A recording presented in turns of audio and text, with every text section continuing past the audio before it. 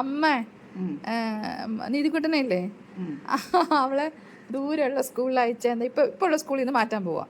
അപ്പം ഇത് ഈ സ്കൂളിൽ എന്ന് പറഞ്ഞാൽ ഒരു 3/4 മണിക്കൂർ യാത്രയുണ്ട്. അപ്പം അങ്ങനെ അയച്ചാൽ എന്താ ചെയ്യേണ്ടത്? എന്താ അമ്മയുടെ അഭിപ്രായം? എന്താ? എൻ്റെ താല്പര്യം ഇപ്പം പഠിക്കുന്ന സ്കൂളിൽ തന്നെ ആയിരുന്നു നല്ലത്. പക്ഷെ നിങ്ങൾക്കത് വേണ്ടെന്ന് പറയും.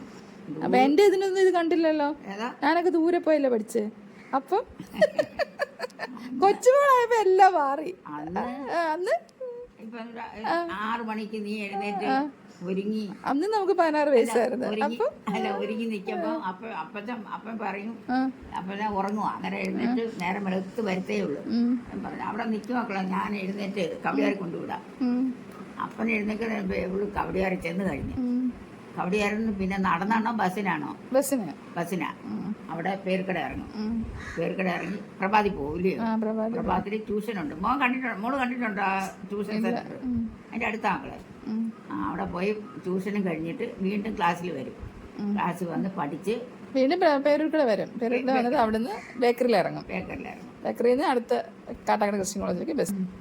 അതുപോലെ ഇപ്പം കൊച്ചുമോളായപ്പം അത് പറ ഒന്ന് തെളിച്ചു പറ. കൊച്ചുമോളായപ്പം ദൂരെ പോവണ്ട. അയ്യോ എങ്ങനെ പോവും? കുഞ്ഞെങ്ങനെ പോവും? നിങ്ങൾക്ക് പപ്പയ്ക്ക് എന്ന് വിളിക്കാം. അല്ലാതെ അപ്പൊ നമ്മൾ ചിന്തിക്കത്തിരിയോ കുഞ്ഞ് രാവിലെ പോയി വന്നോ എന്തോ.